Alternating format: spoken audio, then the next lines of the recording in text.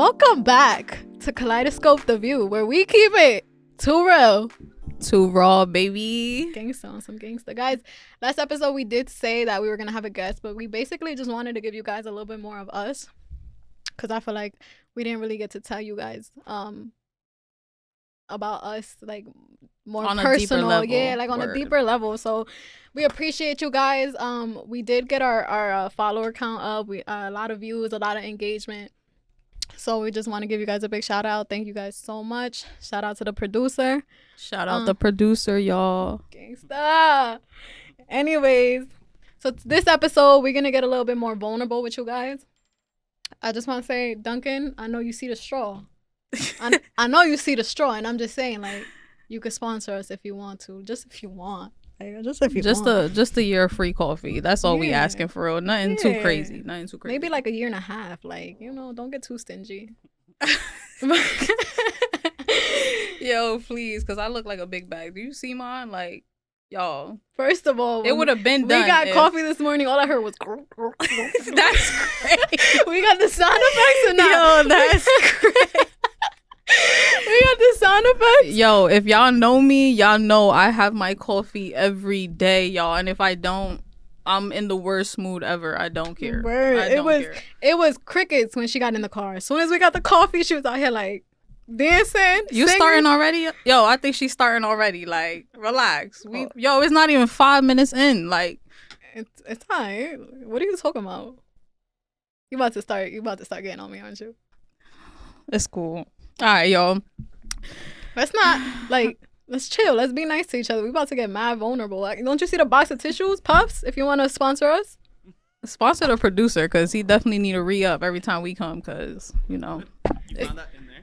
It's okay. We're gonna get him coffee. It was on a. Yeah. Okay. At least you're making use of it. Period. If she do, cause. Nah, I'm trying to be very gangsta. Like, I'm not gonna cry. I got too much makeup on right now. I'm screaming. She baked right now. Anyway. Yeah, I got way too much makeup to get to crying. I'm screaming. But yeah, like, how you feel we did with the views, with the engagement? We're like, we really appreciate you guys. Like, y'all really came through. Y'all showed out for us. Like, episode didn't even drop yet, and y'all are tuning in already. Y'all hype just as much as we are. So, like, we really appreciate y'all, like, for real. And we can't wait to bring y'all on this journey. We can't wait till, y'all see the first episodes. Y'all continue to see the episodes as we continue to progress. You feel me? And hopefully we can have a watch party. Feel me? Like, bring our family, our friends together, celebrate, our accomplishments all together. And yeah, like, the vibes. Appreciate y'all. Word, gangsta. And then we had a lot of DMs too. Like, a lot of y'all DM'd us about when y'all gonna add guests to the podcast and this and the third. Like, it's coming, guys. It's coming. We just want to give you guys a little bit more of us, a little bit more of, how we get down, how we get busy, Pediat. So, but it's coming, guys. We have a lot in store for you guys. Like, Wait, look at the camera when you say that, though. Oh, they know what's up. We have a lot in store for y'all. We stop playing with them. Gangsta, Rasclaw. Anyways. Yo, please. Like, I can't even deal with her for real. But, all right, y'all. We gonna get too real right now. We gonna don't zoom in too much. Like, don't zoom in too much. Like, I know you make these reels, but don't zoom in too much, because my elbow a little ashy right now. A little, your whole body ashy. Like, what you mean? Like, you need to go to that little get a little spray tan or I'm about to get on you, and when I get on you, it's gonna be a problem. That's great. Miss, can we invert the camera? Yo, that's crazy, y'all. Like, can we invert the camera, please? That's what we doing? Yeah, that's what we doing. That's what you started. This is my good side. I don't want to look straight. Baby, all my sides good sides. What you talking about? All right, so look straight. Go ahead. All right. Sit straight. Turn your face. Why? Yeah, turn your face. I got too many chins. I'm not doing that. It's not happening, y'all. But anyways, we like, what? She tried to play doing too much. I hope that coffee give you bubble guts.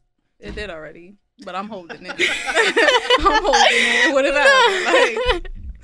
I know how to keep my system, intact. Unlike you. Yeah, you clenching your booty cheeks hard as hell right now. Stop at least my bowels move.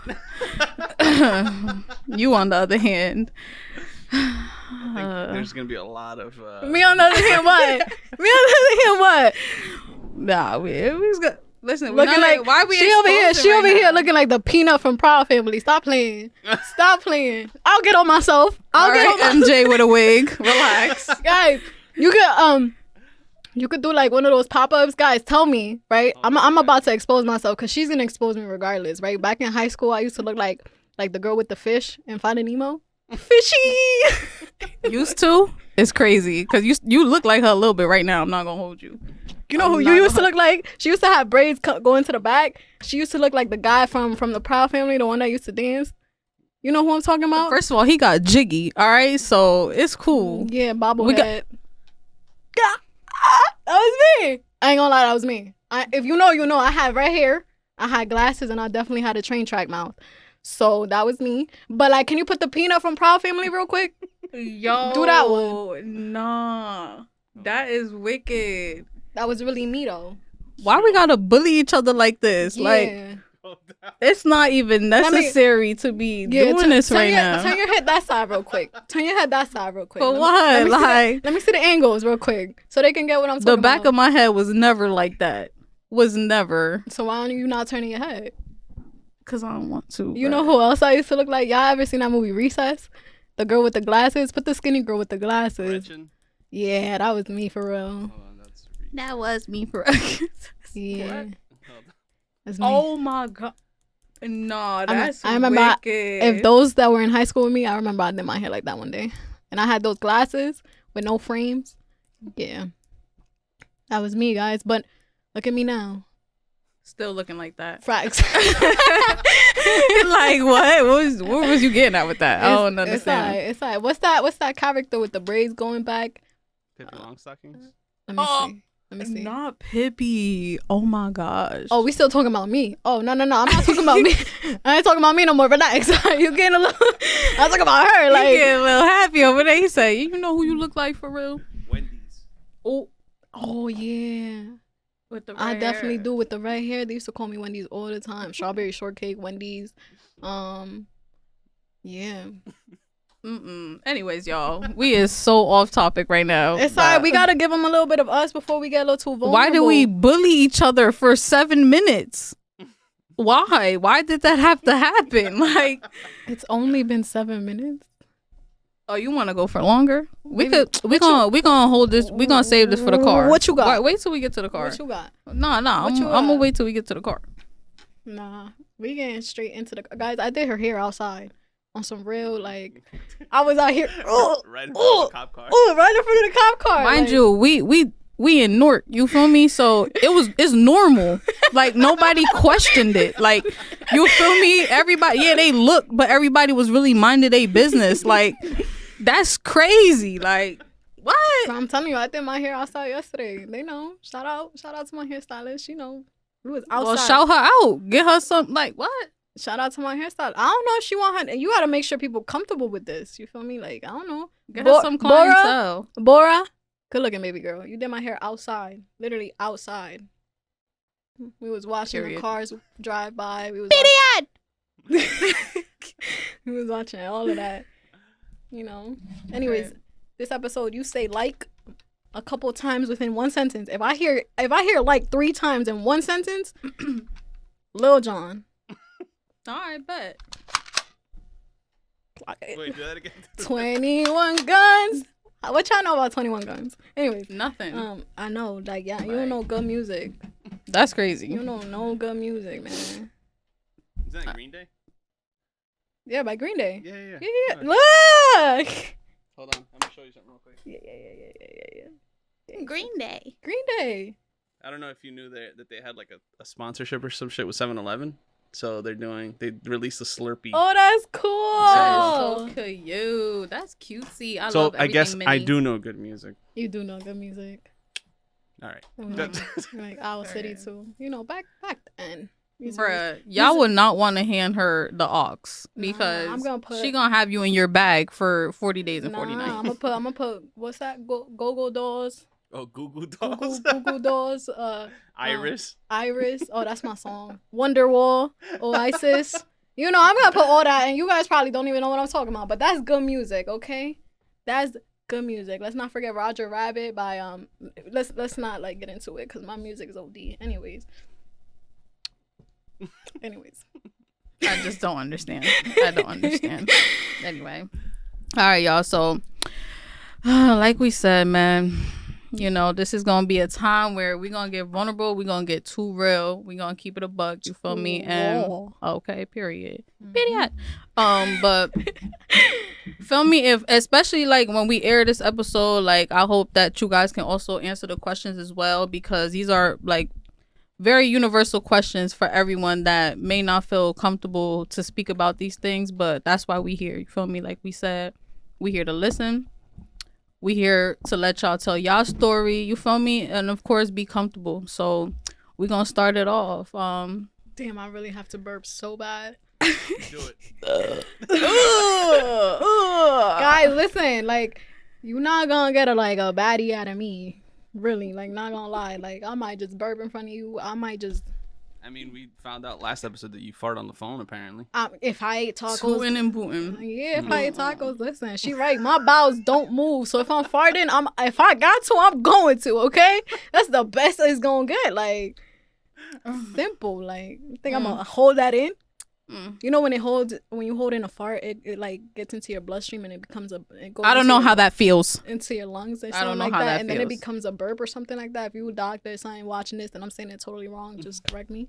But your farts become burps, so technically we fart out our ass and our mouth. Like, if you want to get technical, but that's besides the point. We getting vulnerable today, guys. Just know that. After saying that.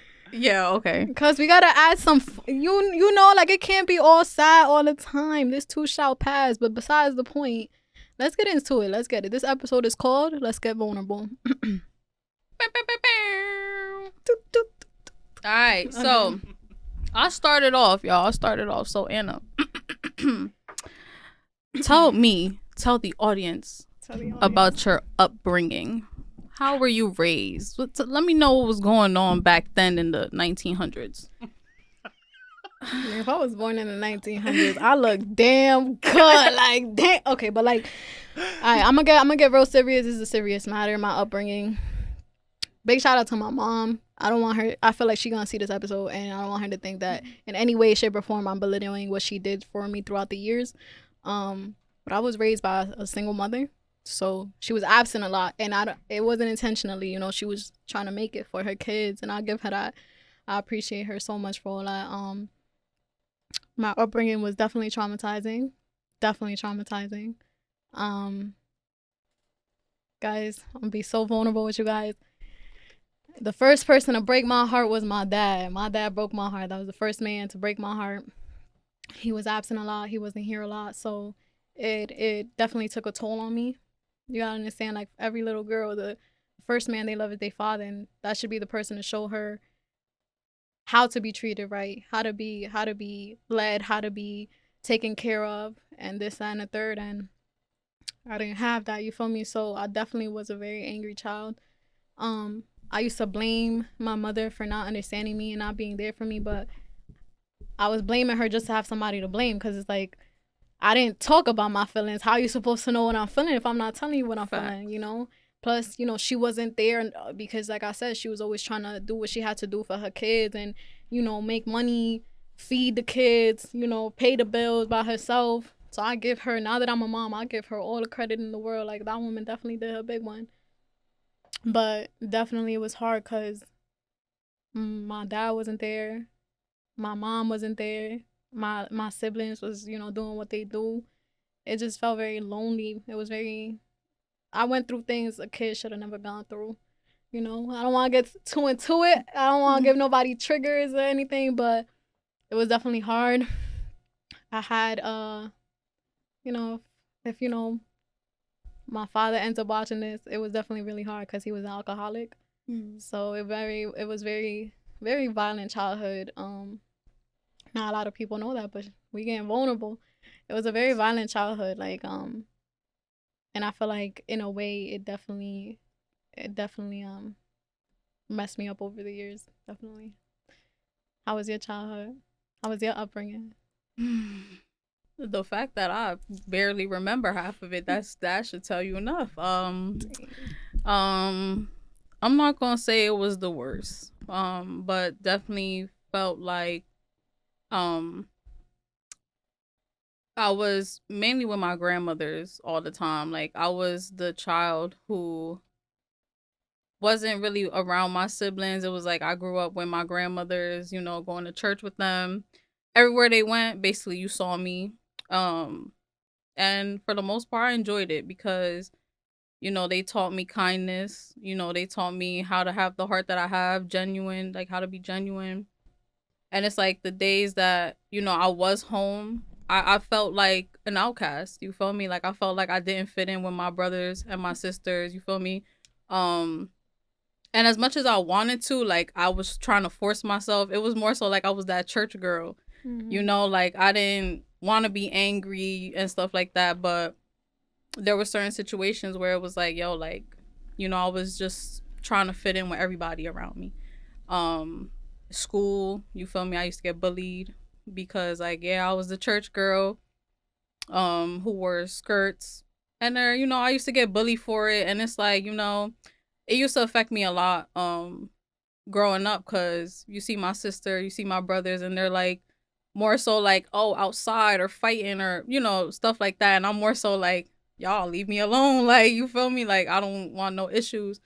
um but yeah, like it took a toll on me, man. Like mentally, it was very draining. Like it made me want to separate from the values that I knew were right. And, I was more so like, oh, I want to be down with this friend group. Yeah. So, and home situation, like it's kind of sad that I don't remember a lot of things. Like, just going outside to play with my friends, being in my grandmother's house all day. You feel me? Like, that's where I loved it. That was my safe space. That was where I felt the most loved, the most heard.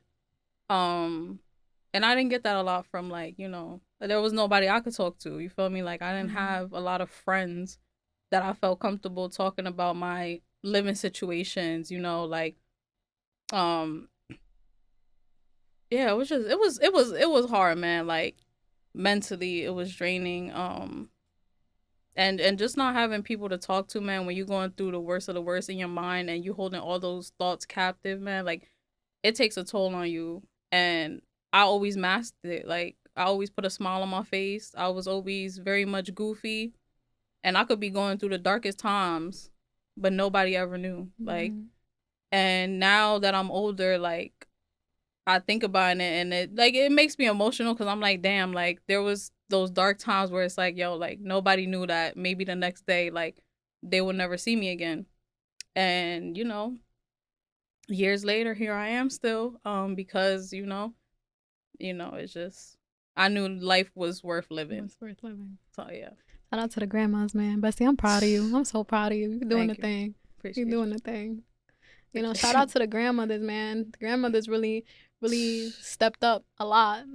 Look, I'm a mom now, and my son's grandmother steps up a lot. So, shout out to the grandmothers, man. Yeah, I already know. Like, yo, if you have your grandmother in your life right now, you feel me? Like, yo, tell her you love her, bro, because those are the ones that they go through things too. My grandmother took care of all her 19 grandkids. And she sees some and some she don't see, and it affects her, you feel me? But it's like when I talk to her, it's like, yo, like I feel every inch of her pain because like I was raised by her, you feel me? So it's like I feel it. Like it be hitting me in my heart.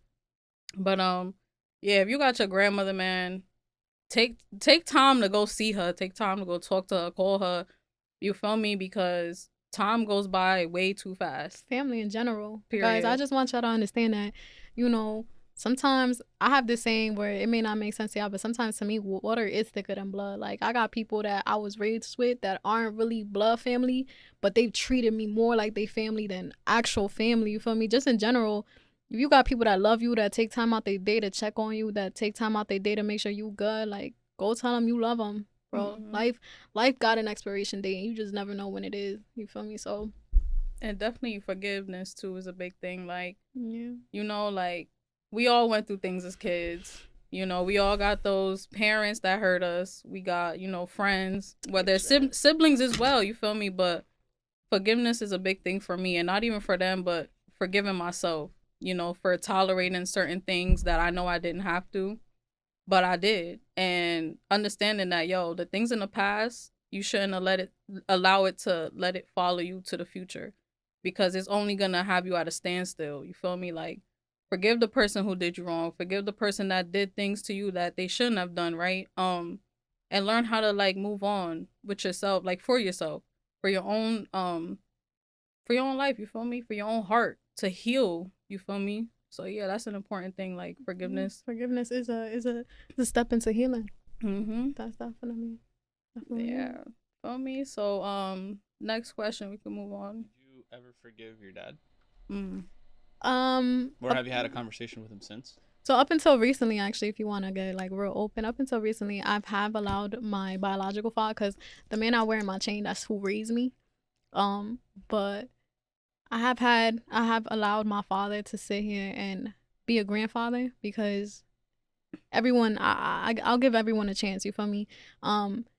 He did wrong by me doesn't mean he'll do wrong by my son, because the day he do wrong by my son, that's when it's clipped. Like, that's it. No, fact. I'll use Big John on you. But besides that, like, I feel like I forgive them for my peace of mind, but there's certain bridges that we can't come back from. There's certain things that we just cannot come back from. There's certain things that you did that I forgive you for me, but I cannot come back from you. Like, you're the type of person where I already know that's how you crossed me, and I'm your daughter. You feel me? So it's like, I can't just forgive how low you went. Can I ask you one question though? What is forgiveness to you? Forgiveness to me is, I feel like, I don't know, it's like making amends with But is that like, obviously with forgiveness, it's a lot of spiritual and emotional energy that you kind of have to, put out. Sometimes like the forgiveness comes with kind of accepting the decisions that they made, and not necessarily being okay with it, but acknowledging that they made them. It was made. Yeah. But for you acknowledged what he did. Does he repent for what he did? He did what he had to do. Growing up, he after countless times of trying to get him help, he eventually got help and stopped drinking. So right now he is at a point where he drinks only, like, he can talk, like, he can handle his liquor now. You get me? Like, he'll take a glass of wine on a weekday. And I do have 4 other sisters, so he's kind of like repent with them. Like, it's too late for me and him to ever build that bond again. You get me? But he's taken this second chance at life, you could say, that he has been blessed with, and he's trying to do right by my sisters. How in depth, I don't know, just because I don't have that bond with him to really know, like, if he's doing the things, if he's doing the right things, if he's raising them the right way. I don't really have that bond with him to know how that's going. But I just know that I didn't forgive him for him. I didn't forgive him because he sat me down and said, listen, like, I apologize, because that conversation has never happened.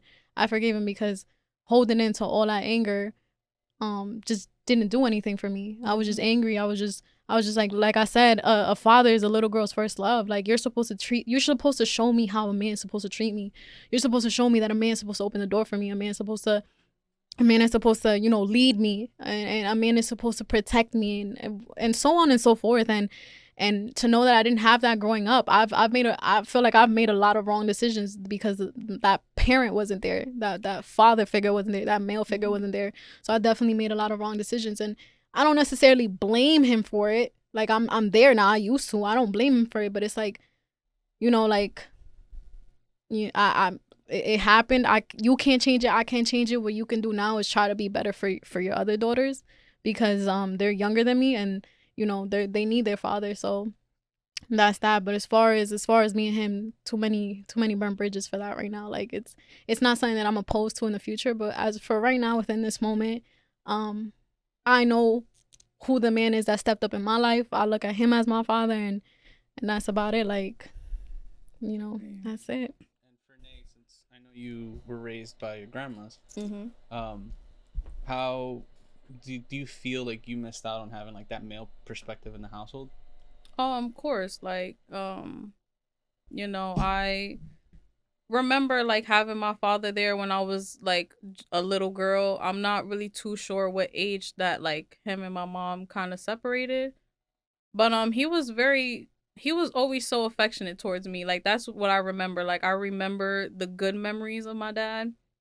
Um Up until I was a teenager, I chose to reach out to him and talk with him and stuff, but again, like I was still with my grandmothers at the time, but again, like I would go to church with my grandma, so yes, I knew a lot about forgiveness and giving people second chances, so I was really ecstatic to be like, yo, like my dad, like I was really that little girl to be like, yo, like I want my dad. I want to feel like a princess. I want to feel like I have that love, like from a male figure, because I feel like there was times where I didn't feel protected. I didn't feel like I knew what to do because I didn't know how to fight my own battles. I didn't know what it was to, be so angry and not have no one to talk to, right? Because all my grandmothers knew was church and, God got you and you're going to be okay. But then, growing up, you don't really feel that, I didn't feel that. I just felt lonely and I just knew how to like kind of put that mask on. But like talking to my dad, like a part of me always felt happy because I'm like, wow, like this is what I've been waiting for, basically. Like I've been waiting for this love. And I felt like for me, I was the one like, good morning, dad. Like, reaching out, OD and kind of like beasting in a way. Like I was like, yo, like I got my dad back. So like I want to do this with him. I want to do that. Like I want to build that relationship. And there was times that he definitely, disappointed me. And it was like a kind of like a I told you so moment from like the people around me, where it's like, why do you think that he's gonna change? And I try to see the good in people. Like I'm like, listen, like, he made a mistake or, he was busy. I always kind of made an excuse for him or people around me. And it sucked because I know I knew I deserved better because I was really so genuine with my love towards him, regardless of the things that I knew that he used to do. He also had a drinking problem. And I still looked past that. You feel me? Definitely. Like I didn't hold that against him. I'm like, listen, like if you can change, I will accept that. You feel me? And yeah, like, just time after time, it was just disappointment after disappointment. And so I just got to a point where I'm like, you know what, like I can't continue to forgive. Well, I can continue to forgive, but I can't continue to accept the mistakes. Right. I can't continue to make excuses for him, just because I want that love so bad. You know what I mean? Like, yes, my mom was there. And shout out to my mother too, because, she held it down for us. I'm not gonna lie. Like, regardless of the things that she went to were like, and the things that she went to too, you feel me? Like, I feel for my mom as well. Like, she was a hardworking woman. Like, she did what she had to do for us. 5 kids, that's not easy. And she always showed up, you feel me? But I just felt like I never had somebody to talk to because everybody around, oh, busy, I'm da-da-da-da, whatever the case is, And now it's like, being with my grandmother's, I forgave my dad. I chose to forgive him because, you fall down, you get back up. We make mistakes, and it's his life. You feel me? Like whatever he chooses to do with it, if he knows that it causes a disconnect between me and him and his kids, I have to accept that.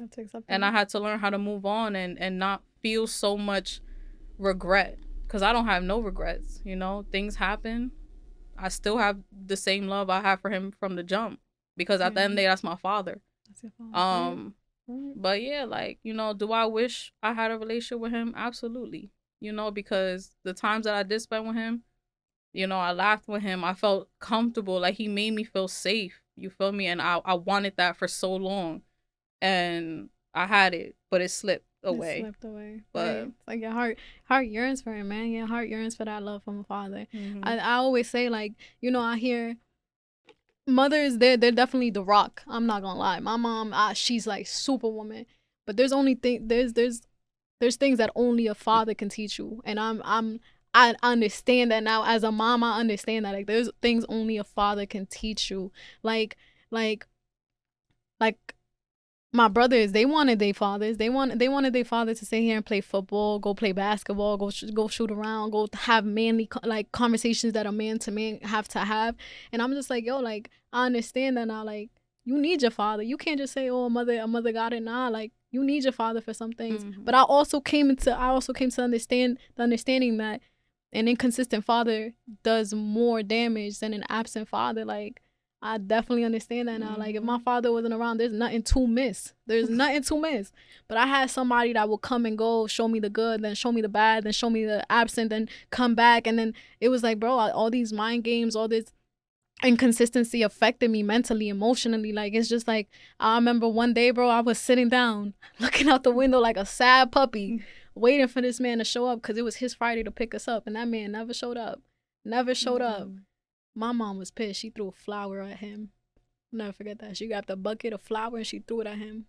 Oh, I thought you meant like a flower. Like, oh, no. Like, flour she literally put my flour, baking flour, whatever, in a bucket and literally threw it at him when he came knocking to come get us one day. She showed him some. Yeah, she said, "You're not getting my kids." I said, but y'all understand it now, because psychologically, man, you do not know how much damage that do to a kid. Like, it got to a point where I was like, yo, does he want to see me? Like, did I do something wrong? Did I say something wrong? Like, I was just about to get into that too. It's like, do you feel like that lack of him not being there also attributed to like any insecurities or anything? Yeah, I definitely feel like as an adult now, I can sit here and admit that a lot of my relationship issues, a lot of it come from my childhood with my father. I could definitely, like, they're tie and tie. Like, I see where the lack of having that male figure as a child, I see how it impacts me now. And in a relationship with a man, I see how it definitely affects me. So it's just like, damn, like, had I had somebody that showed me, listen, don't do this, don't settle for that, like, as a man, like, it would be different. Does it also kind of like set the standards for who you look for? In a way, it did for a long time, up until so the man who raised me was my uncle. My father's brother raised me, and that was the man that, like, literally back home in our home, like, our home country, everybody knows me as his daughter. They know me as, like, his daughter, and that's crazy because it's like, yo, I'm your brother's daughter, but everybody knows me as your daughter. But he stood up. Like, he definitely, that man used to open the door for me. That man used to like just treat me so like I was fragile and I was valuable. I was a diamond. So, like, unfortunately, he passed away. So then you gotta understand, like, I grew up with an inconsistent father. Then I got my father figure. Then my father figure was taken away from me. So it all goes back. It was all like, it's just like trauma. It was trauma after trauma. Like, I feel like I never healed from it. And then again, like, I feel like healing is never ending, because once you heal from A, B, and C, there comes D, E, F. Like, it's just never ending. So I was just like, damn, like, back to square one. Traumas are a lot like bills. You're never. First of the month, they come right back. Yo, please. Bro, what? Mom's screaming. But, like, for you, it's like both of you, I guess, that lack of paternal, like, it could be either. Did it leave you guys, like, searching for something like that in your life? Yeah, love, acceptance, a listening ear, being able to not feel disappointed so much, being a priority. Like, that's my thing right there. Like, we need that sound effect, the little gavel. Yeah, we need that. No, but yeah, just feeling like you're enough, like, to at least somebody, you feel me? And it's like, it starts with your parents, like you're worth loving. Like, yeah, bro, like, I'm worth loving. Like, love me. Like, I'm doing everything by the books just so you can sit here and acknowledge me. I'm doing everything so you can sit here and be proud of me. I'm doing everything so here you could be like, yeah, that's my daughter. But like you wasn't around. You didn't even. So yeah, it's like, just disappointment, you know. Just disappointment after disappointment. And it's like looking for that, like having like when you with somebody or any other relationships, like you don't want them to leave you because you actually feel like somebody cares. And it's like once you start feeling that, it's like I had a issue with like attachment because I'm like, as soon as I started getting that love, like I don't want it to go away. I don't want it to end. And that started off with, you know, my father, parents in general. Like, damn, I'm like, yo, like, why does everybody have to leave? Like, you feel me? Like, we all, you know, we all have our traits, and it's like we all deal with certain things from the adolescent, you feel me? And it's like, damn, like, it sucks because I wanted to be my father's priority. Whether he has other kids, you feel me? Like, yeah, my siblings, but it's like I was so like ecstatic, you feel me? Just talking to him, I was so like, yo, I got my dad back. You know, I could be daddy's little girl. Like, you feel me? Like, that's what I felt like on some real stuff. So it's like my attachment issues came from that, you know, feeling like, yo, like if somebody put me on a pedestal, I feel so good because that's what I always wanted to feel from my parent. Like, so yeah, definitely. You feel me? Like, dang, like you ain't had to do. That's when I don't know if my dad will ever see this, but that's when we confuse love with lust. That's exactly when you confuse love with lust. Love, you confuse it with emotional attachment, you know, but in reality, you don't love that person. You just love the fact that, damn, you finally got somebody here. But that person, whole time, that person not even good for you. Like, that's just our heart yearns for it. And I mean, do you feel that all of that kind of ended up with you guys experiencing things that maybe you could have avoided? Most definitely. I could have avoided sending that text. I could have avoided reaching out. I could have avoided even, you know, entertaining the situation. Like it would have been like, damn, Pops.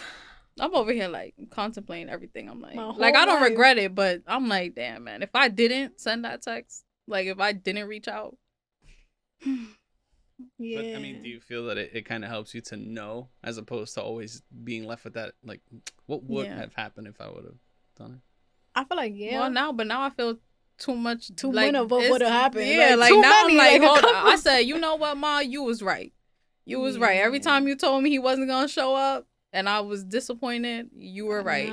I never wanted to tell her that. I never wanted to tell her she was right. Yeah, like I would just be like, he was busy. Like I would really lie. You would make excuses, like, and you gotta understand, I would make excuses for my father up until a point that when I was in a bad relationship, I would make excuses for him. Like that's how much it follows you. Like that's how much it follows you. Like I'm not gonna lie, I'm gonna expose myself right now. I had this conversation with my mom less than a month ago where I had another situation with my biological father. And I had sat my mom down and I was like, I can't no more. Like, that's it. Like, I made the decision that I didn't even want, I didn't want to put it out there, but I made the decision that I didn't even want to bring my son around him anymore. So I had my stepmother calling me till this day, like texting me, trying to reach out, like, yo, like, what's going on? Like, why did you make this decision? And it's just because of things I picked up that I was like, I don't want my son around that. You feel me? Like, I don't ever want to put my son in a predicament where he has to go through something I went through. You get me? Like, I want him to go through his own trials and tribulations. But if there's something that I went through that I refuse for him to follow in, I'm gonna remove him from that situation. So I had seen like a pattern that my biological father used to do, and I made that decision with my mom like less than a month ago. I was like, Ma, like, that's it. Like, I'm cutting that off. Like, that's it. My son is not allowed to step foot in that house no more, yada, yada, yada. And my mom's like, I told you that man's not going to change. Like, you need to set your foundation, like, you need to set a firm foot. Like, if you say no, it's no. Cause your boundaries. Because I used to always give this man chances after chances to let me down. Like, I was giving you chances just to let me down. So she was like, nah, you need to set your foot down and show him your absence is for real. Like, this time, you get me? But then I sat back down that same day I sat down and I was like, yo, like, I've made so many excuses for this man that I seen how that tied into my failed relationships. I was like, damn, I used to make excuses for a relationship where I used to get hit.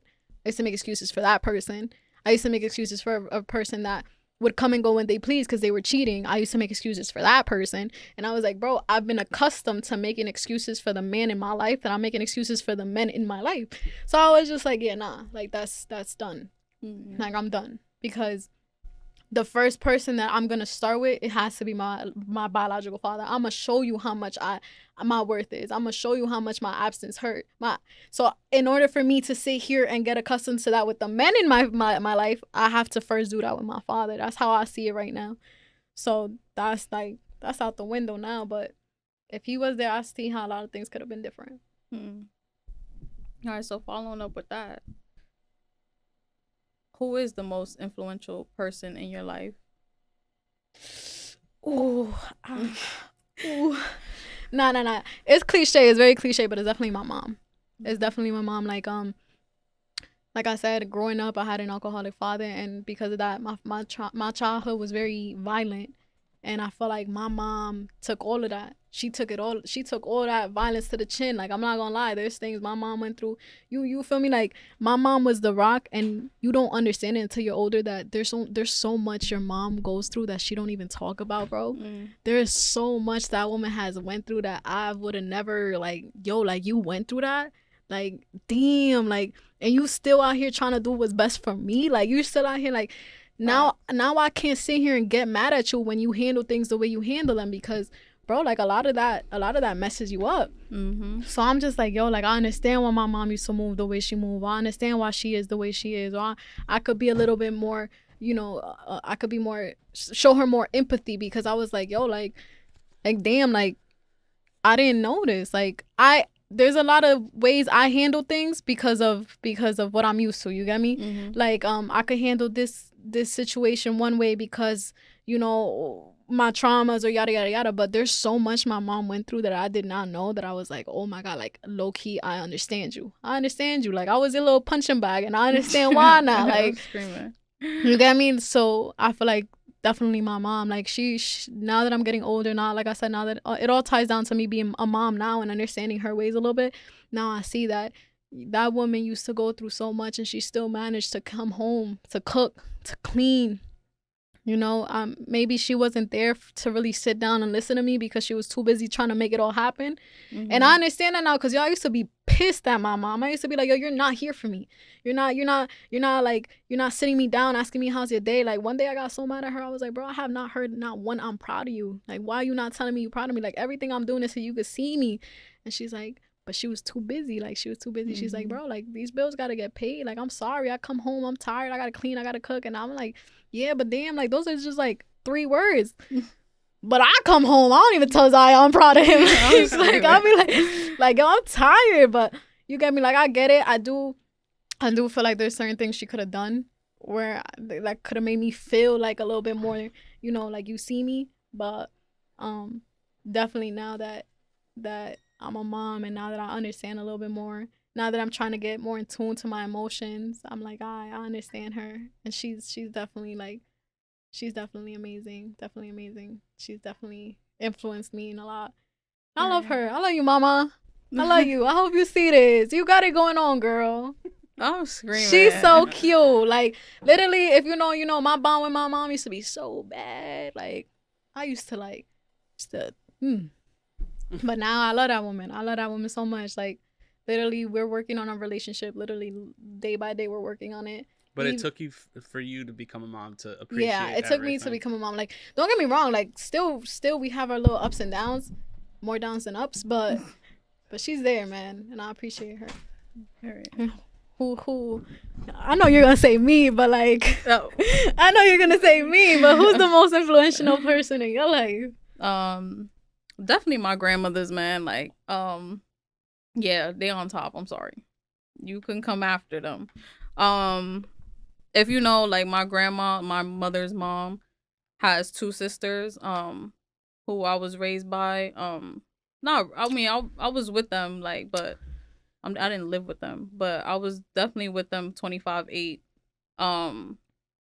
They are very special to me. Pass me a tissue, because I might just cry. I know you was. I'll give you a hug too later. Like, when I talk about them, I know. Guys, if you know, you know. Like, if you know, you know. Word. Like, they hold on 1 second. Anyway, I don't know. Like, they just the type of people they are just resonates with me. Like, it makes me emotional because they, hold on a second. You got it. You got it. Don't make me cry, because I cry when people cry. Don't make me cry, but you got it. You got it. She's looking over you. You got it. Say it. So, oh, gosh. This is a little too raw, too real. But one of them passed away. Before she had got sick. Well, when she was sick, I was taking care of her.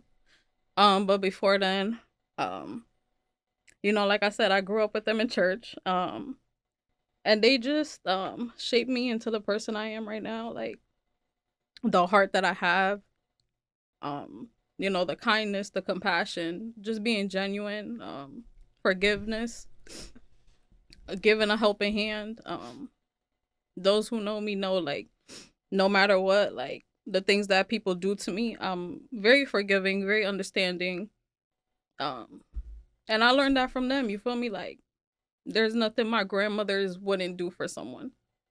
The times where I was starving, I would come home from school, and my grandma would be out the window like, oh, like, you want to go to the Chinese store? And she'll, like, throw money out the window. And, like, they were never selfish. Everything they had, like, they're, like, here. Like, they lived where they lived for, like, 40 years. So everybody around knows who they are. And it's like, they walk down the street, they say hi to everybody, smile, like, and to witness that was something that was so, like, wow, like, I love that. Like, there's still people out there that still have that strong love for others, even strangers, you feel me? And so just growing up with them, it was just like, yo, like, like, I never want them to, like, like, hold on. Okay. Like, losing my grandma, the oldest one, hit hard because reality really set in, and it was like, then I got two other ones that, like, I wouldn't see myself even going far without them. I'm sorry. Jesus. It's okay. It's okay. But, like, yeah, just talking about my grandma's, that topic right there would just always make me cry because, like, my faith, my journey with God is all because of them. Yeah. I owe it all to them because without them, I wouldn't know how much God has pushed me through all the things that I went through. Even if I didn't understand, they definitely showed me, like, keep going. God has you. The prayers that they prayed over me, the constant praying for me, even when I'm not there, the way that their face lights up when they see me, because they know that regardless of what I do, who I am, their love never changes from me. And that makes me feel like, even if their time were to come, because of course it's reality, I know that I have a piece of them in me, which is that love, compassion, kindness, being that helping hand. And yeah, so they're definitely, like, top one. Of course, my mother too, because that woman, we had our ups and downs, but when I sit back and also think about, like, the things she's went through, the things that I witnessed her go through, like, I love you, Mom. But shout out to the woman in our life, man. Shout out to the woman. Like, we really once we get older and we start to understand how life really works, man, life is hard. Life don't care about it. Like, life is gonna throw you punches and you gotta manage to get up. Like, that's just on you. But seeing the women in my life go through everything that they went through, and I'm just like, the way I managed to get up is because I seen them get up. And it's like, I refuse to sit down or be where I'm at, be where I got pushed, be where I fell, be where I got whatever. I refuse to sit there because I seen this woman go through worse. I seen her go through literally worse. So I refuse to stay right here. I gotta get up. So shout out to the women in our lives. Shout out to the grandmas in our lives. Shout out to our mom. Shout out to our aunts. The women in your life that are stepping up for you. Shout out to them, man. Like I said, appreciate them, yo. Like, it's like, we got to start telling the people around us how much we appreciate them, how much we love them, bro, because, you know, life can be taken in the snap of a finger, you feel Blink me? of an eye. And word. And it's just like, we fail to realize how much those words can really heal somebody's heart, because we don't know the mental battles somebody may be going through, that all they need to hear is, I appreciate you, I love you, I'm proud of you. Like, so things like that, it's like, yo, like, even helping somebody out, man, like, I could be on my last and I won't even let you know I'm on my last, but I'm gonna give it to you because I know you probably need it more than I do. And it's like, just showing that compassion, yo, being that helping hand for somebody else, like, bro, it doesn't hurt, you feel me? Like, to be kind, bro, like, It doesn't. So yeah, That was that, man. Let's get vulnerable in this episode. Like, oh man, I hope I don't make somebody else cry. But listen here, like, nah, crying heals the soul, man. Oh, it healed. Crying heals the soul. I might go see my grandmas later and just give them a hug, just like, because. Yeah, like, don't be afraid to cry, man. Let it out. Word. But let's get into it. Like, we're not done. We're not gonna stop right here. We're not done. I wanna ask you, what was an age where you felt like you were at your lowest? And do you mind, like, telling us what you did to come out of that? So I would say around, like, damn. Y'all, if you know my memory, y'all, like, shot. My memory is shot, yo. Like, coffee. I don't know what be going on. Like, I'm only 25 years old, and I swear I be feeling like I'm going through something. Like, you gonna, like, dementia? That at this point, Alzheimer's, like, something, like, because it's ridiculous, but cognitive impairment. I'm screaming, what? You saying extra She's stuff. She's gonna start throwing out the medical codes at this point. Literally. But I would say, like, during my teenage years, like I said, like, going to school, getting bullied, yo, like, what? That right there, like, I'm telling you, it took such a mental toll on me, because nobody fully understood, you know, oh, religion, God, and why you like that? It's 2 degrees outside, you wearing a skirt, da da da. And I'm like, bro, like, how do I explain to y'all that as a Christian, like, you feel me? Like, I was always so, like, again, like, I didn't know how to fight my own battle. So it was like, I would tell my sister, be like, yo, like, you know, and she would come. And her church, she was ready. Like, what you say about my sister? Like, she was ready. If you know my sister, you know, that's why I always went to her, because I'm like, yo, you feel me? Like, I don't know how to defend myself. I never knew how to defend myself. So, like, I always just kind of brushed it off and let people say what they wanted. Yeah. And I never just said anything back. I would laugh it off. But deep down inside, like, they didn't know how much it was hurting my feelings, like, low key. But yeah, like, definitely high school. To the point where, like, I got out of church, because I was just like, yo, like, this is not how I want to be looked at. This is not what I feel comfortable doing, because of how many people would judge me for it. And that sucked, that I even had to do all of that just to fit in, because there was really nothing. Though. Kids intimidating. Kids being teenagers. Like, I'm like, dang, like, the fact that, you know, like, I was like, nah, you know, just to wear pants, just to look like normal, or whatever you want to call it. Like I said, it definitely took a toll on me. Like, you know, my family not understanding. I'm trying to fit in. I'm trying to do this. I'm trying to do that. And my life went downhill after that. Like, I got out of church, and no cap, like, everything started going bad for me. Like, I was like, hold on. I need to seek the Lord again, because this is not right. And I tell a lot of people that, I'm like, yo, like, when I got out of church, things started to just really, like, negative. Like, you know, like, I moved out my house because of, like, situations I was going on with my grandma, my mom. And I lived with my cousin for I think a couple months or something like that. And that took a toll on me too, because it's like, I felt so, like, even then I felt like, dang, like, why do I feel like I'm always being attacked? Like, even though I'm this kind person, I'm this, I'm that, I always feel like negative stuff follows me, even when I try to be sane. But yeah, like, high school years, man, y'all need to stop bullying people, y'all. Like, y'all don't know what y'all be doing when y'all be talking about people. Like, chill on that. High school, because so intimidating. It's like, bro, if they got Skechers on, let them be. Like, I like my if light they ups. wear a skirt, let them be, because them you be. really don't know like how much of a toll you putting on somebody by talking about them, judging them. Like, worry about you. That's what I would say. Like, that's how I got through it, because I realized at the end of the day, my life doesn't affect anything that you got going on.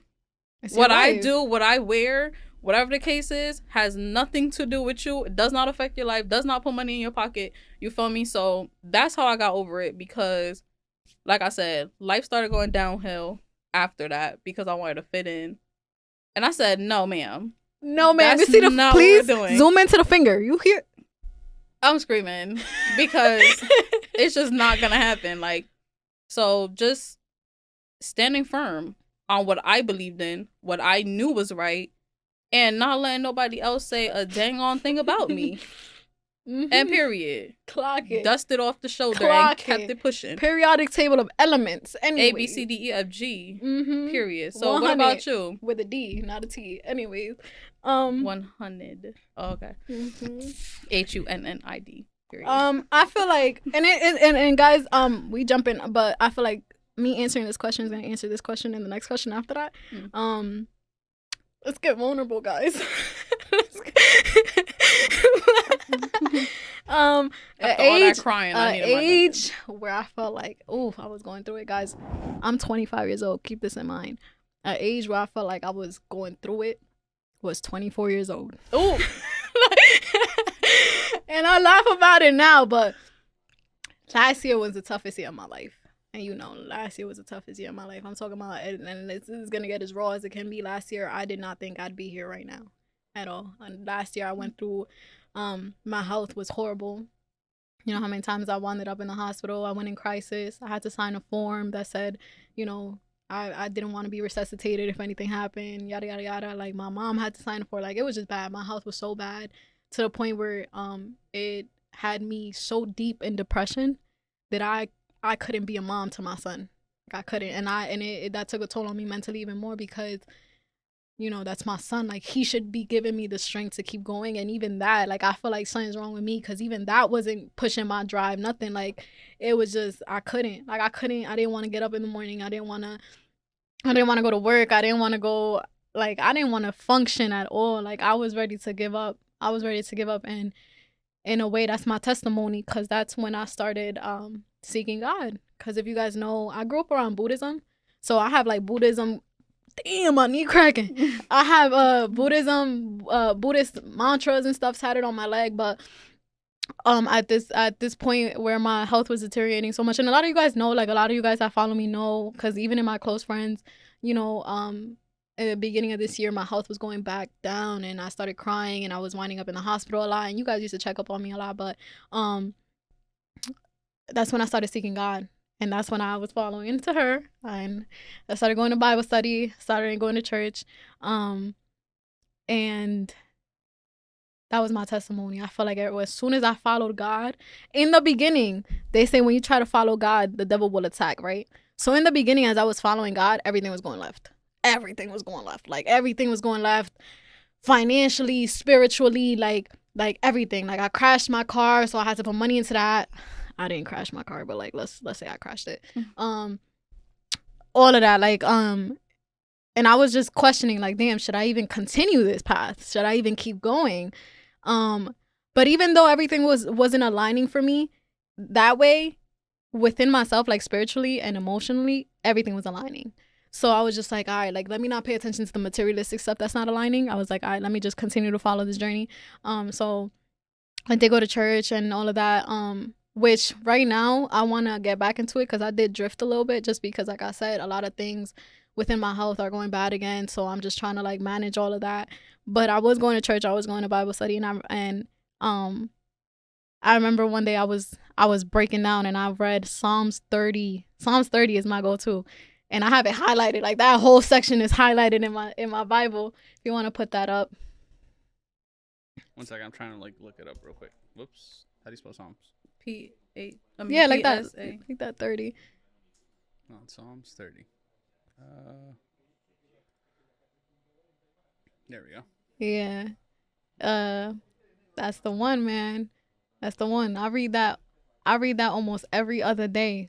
and I put a song called "Break Every Chain," and I read that almost every day. And I was just like, bro, nah. Like, I know I'm not going to church right now.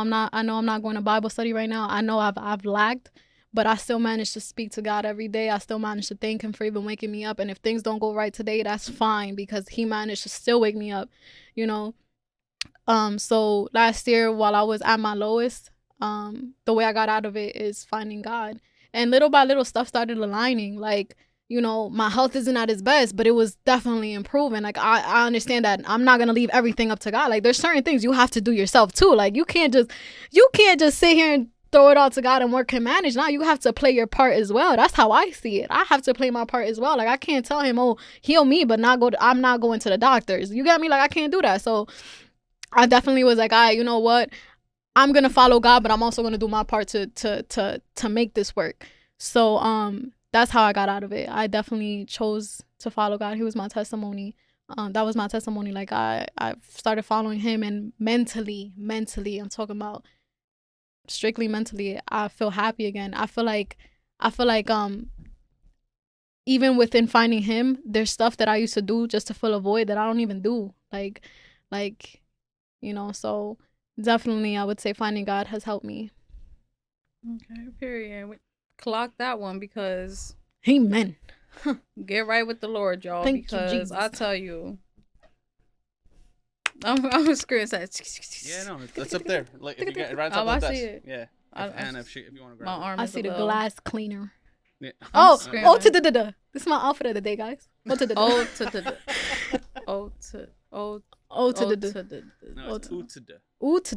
Damn, how he know it, and I don't know it.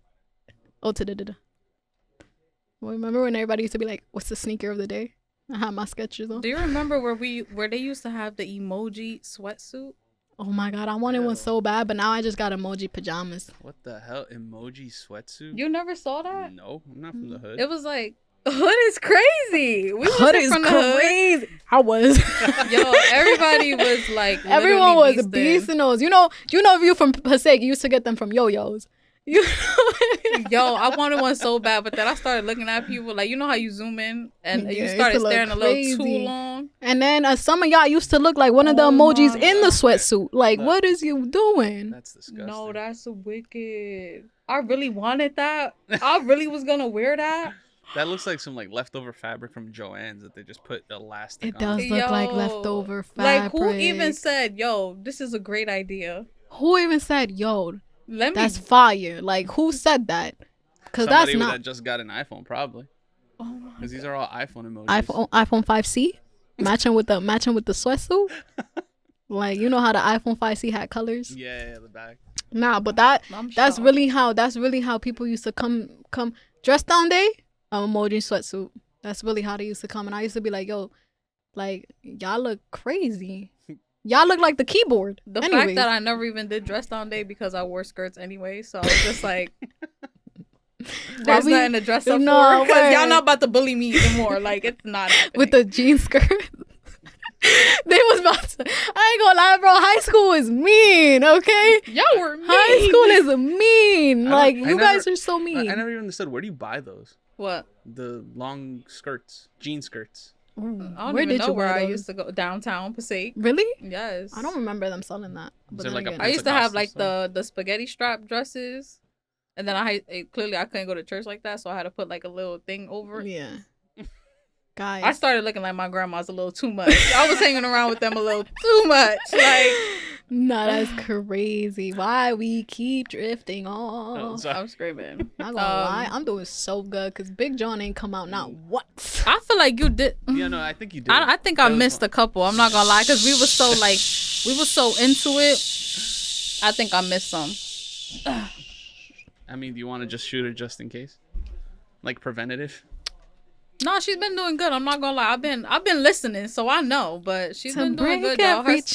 Her self-control is real good today, y'all. It took her a week to get. She was in her house like, I shall not curse. I shall not curse. Nah, I'm not cursing because I definitely just said Psalms 30 and I just definitely said a gospel song. So I'm gonna just shut up. Yeah. Yeah, I'm gonna just shut up. I love when she says she gonna shut up, y'all, because oh boy, do I be wanting her to. I'll pull that ponytail out your head. Anyways, as if you don't got That's your real hair? Huh? Oh, okay. If I bought it, it's mine. Okay. Okay, I bought this $12. Okay. Anyways, next question. I ain't telling you how much I'll pay for this. Anyway. Because that don't make sense. It's like, nah. All right. Let's see. Next question. I'm looking up there, guys, because we have the question. I told y'all in the beginning we're gonna be like, she barely remembers growing up. I barely remember what I ate today. If I ate today, I think I ate. But you had a donut. Shh, I know what I had. She had a donut, y'all. So when y'all see her in the gym, she burning off them donut calories. Guys, Saturday's cheat day. Mind your business. Anyways, do you feel like well, I think we kind of answered that with what we were saying, so I'm gonna just skip to the next question. What are some hard obstacles and tribulations you have faced throughout your self-improvement journey? Oh man, my leg falling asleep, guys. Figuring out what I want to do in my life, figuring out, adulting. Like, I hate adulting. Yeah, me and my kid, we are one. All right, we both children. Yeah, literally, like, I don't even know how I'm 25, y'all. Literally, like, you guys don't understand. Like, when in AMC, I buy 2 kids tickets.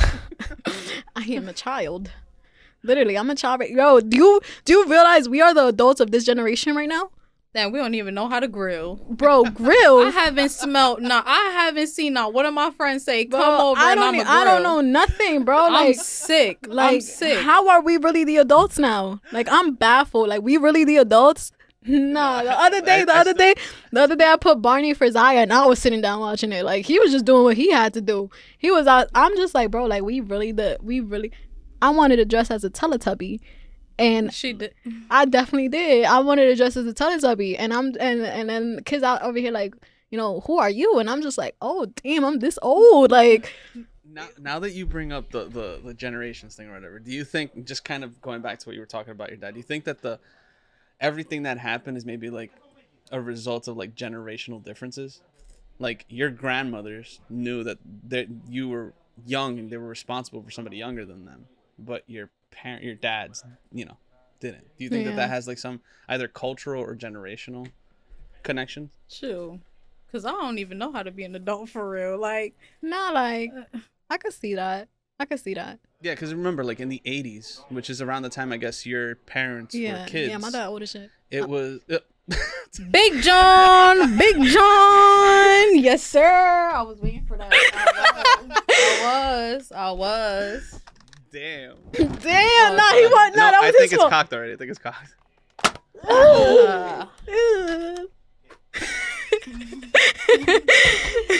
We keep asking her questions because she might slip up. I forgot where I was headed with that. No, there was a line of questioning. My biological father like pushing 80. Like, Ma, what was you thinking? What was you doing? 80? Try and secure that bag. To the bag ain't secured, because let me tell you. Thinking about that Social Security probably. I'm screaming. Nah. Y'all, I got my clipboard today. Zoom into me. Just to feel...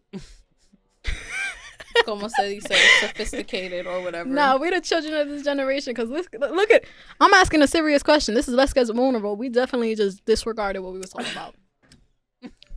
Oh, my leg is cramping. Oh, look at the cup. Mm-hmm. Yeah.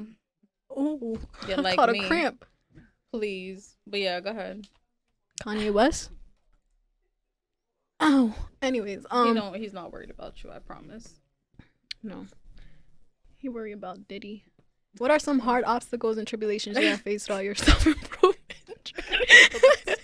What the fuck? I said mine. It's your turn. Oh. Did I? I don't even know. Oh, me? Some hard trials and tribulations, I would have to be like, everyone is just expecting me to fail. And it makes me want to go back to my old ways. Like, it makes me want to, like, curse y'all out.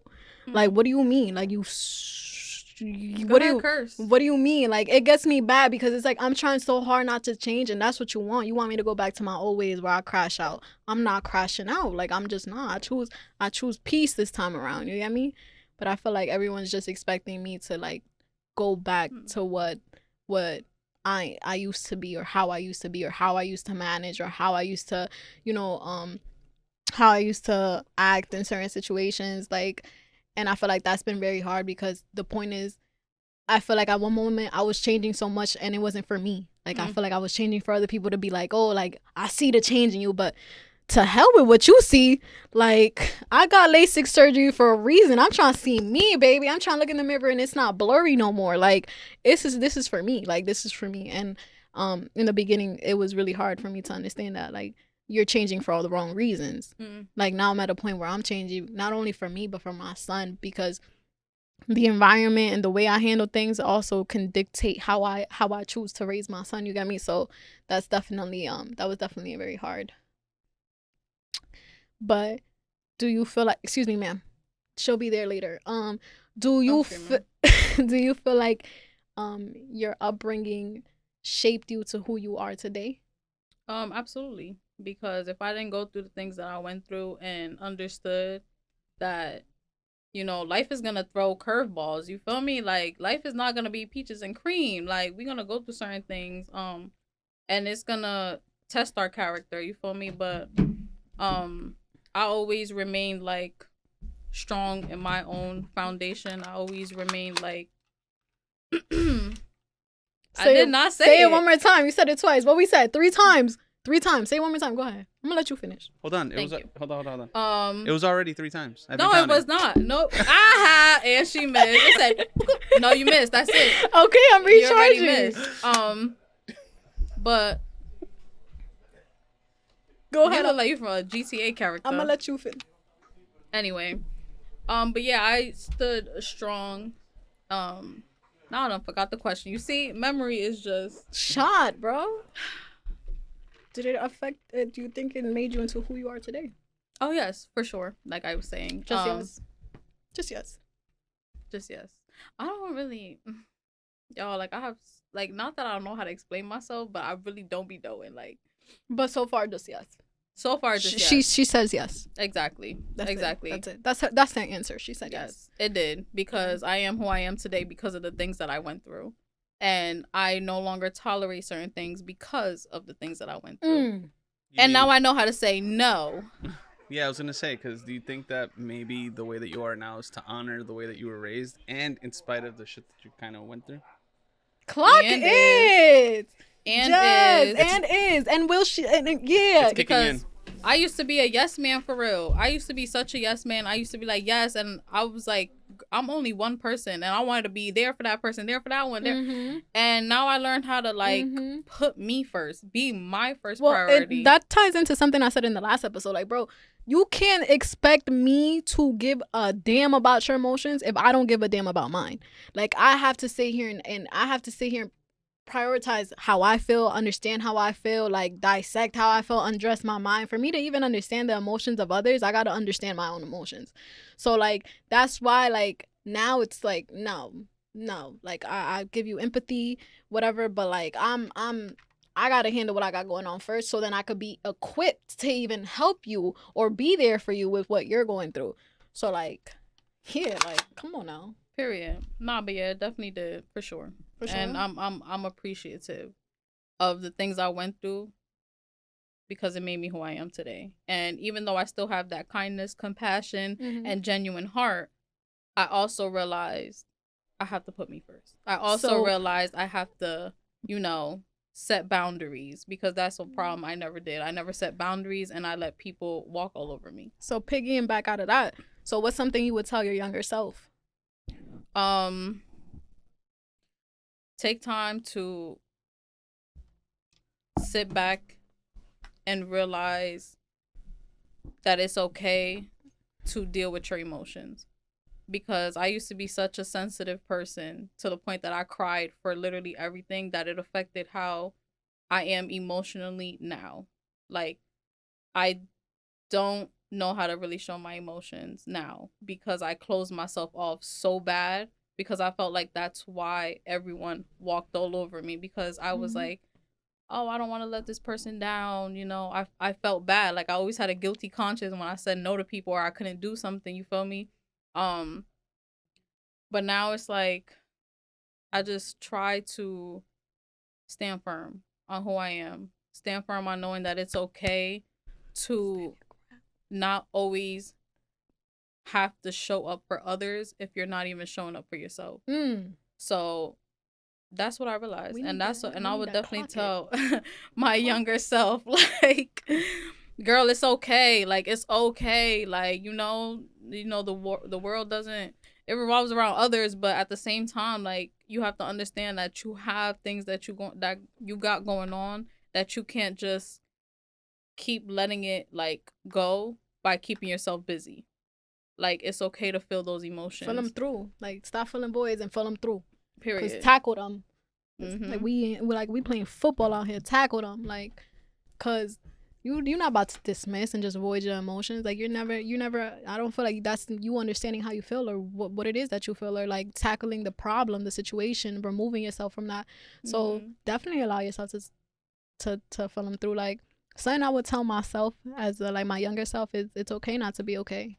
Like, it's definitely okay. Like, not every day is going to be peaches and cream. Like, it's not none of that.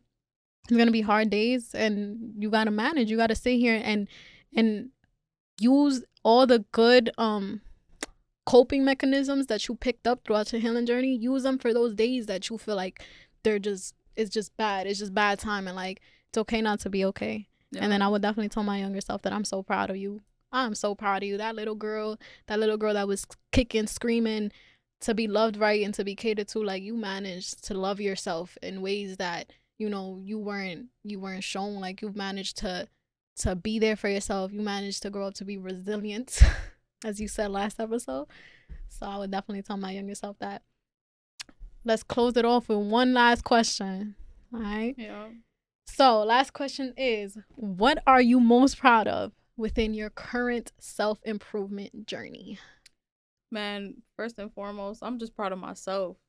Like, I'm so proud of myself from where I took myself out from. And of course, my faith, like standing strong on my faith with God, not letting, the outside world dictate what I have going on in my life, and just my faith overall. Like, I stand firm on what I believe in. I stand firm in knowing that all the trials and tribulations that I go through, there's going to be a reward at the end of the day. And no matter what thoughts I have, no matter how I feel, no matter the things of my past, like, I learned to let it go because I know there's so much more that is to come. And what I would say is, like, Romans 8:28, the pain you feel today can't compare to the joy that's coming. And just keeping that in mind, man. Like, I replay that, or I repeat it in my head all the time, because no matter what I go through, like I said, there's a reward. No matter what I go through, I know that at the end of the day, there's light. At the end of the tunnel. Literally. So standing firm on my faith, knowing the God that I serve is going to get me out of every situation that's to come. So, keep that in mind. You feel me? Like, when you overthinking, when your thoughts is taking over, God is going to bring you peace, and that's the only person that can bring you peace. That's the only person that could give you the love that you're looking for and fill those voids that you have. So stand strong on him, same way that I'm doing. And I'm here, continuing forward, because life is worth living. Clock that. Dr. Phil said it right here. In 4K. Okay. But definitely piggyback off that. Did you put the Roman? Yeah, put shoot up there. John 13, chapter 13, verse 7. No, it's right there. You do not realize now what I am doing, but later you will understand. That's getting tatted next week, little do you guys know. But besides that, overall, I'm just proud of my growth. I'm just proud of how far I've come along. I'm thankful. I'm blessed, literally blessed. Like, God, up until today, has given me an opportunity to wake up every morning. And that's more than I thought I was going to have since, like, my last visit in the hospital, where I signed that paper where my mom was crying, where my mom was kicking and screaming. And I seen that woman thinking that was it. Like, so the fact that I'm here today, able to do this podcast with my best friend, the fact that I'm sitting here speaking to y'all, the fact that a lot of y'all are seeing this, a lot of y'all are, laughing with us, a lot of y'all are, like, understand, like, it's just a lot of everything that's going on right now. I'm so blessed and I'm so happy, and everything in my life up until this moment, everything in my life that happened has brought me up until this moment, and I'm so proud of where I'm at right now. Like, I definitely give myself a round of applause and little pats in the backs for the milestones that I've reached. every little milestone is definitely a like. I wasn't here yesterday. This is not where I was at yesterday. You feel me? So every day that I take a step forward, whether it's half a step, whether it's a step, whether it's the, whether it's my Apple Watch counting my steps per day, like I'm doing better than I was doing yesterday. So I give thanks to my childhood. Maybe it's not exactly how I wanted it. Maybe it could have been better. Maybe God put me in this situation for a reason, and I'm seeing that He put me in this situation for a reason, and I'm blossoming out of it. Like at the end of the day, I'm blossoming. Like I'm out here doing the damn thing. Like period. So we love that for you, partner. We love that for you. Yeah. So overall, Bessie, I just want to say I'm proud of you. I see you. I see your growth. I see how much you change. I see how much you put yourself first. I see how much you cater to your own needs, and I love that for you. And we just want you guys to know that this is the end of this episode. Wrap it up. And wrap it up, boy.